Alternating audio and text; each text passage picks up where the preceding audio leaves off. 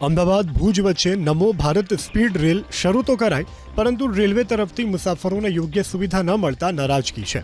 આ ટ્રેન માટે UTS mobile એપથી મેળવી શકાય છે ઓનલાઈન ટિકિટ. જોકે માત્ર એક ટિકિટ બુક કરી શકવાથી મુસાફરોને હાલાકી પડે છે. તો ભુજથી આ ટ્રેન વહેલી સવારે 5 વાગ્યે ઉપડે છે. સમયમાં પણ ફેરફાર કરવા મુસાફરોની માંગ છે. ખેડા જિલ્લામાં ખનીજ માફિયા બેફામ. ખાણ ખનીજ વિભાગનો કોઈ ડર ન હોય તેમ વાત્રક નદીમાં ખનીજ માફિયાઓ બે રોકટોક રીતે ખનન કરી રહ્યા છે. નદીમાં રેતી કાઢવા નદીનું વહેણ રોકી રસ્તો બનાવી દેવાયો. નદીના પટમાં દિવસ રાત રેતી ખનન ચાલી રહ્યું છે.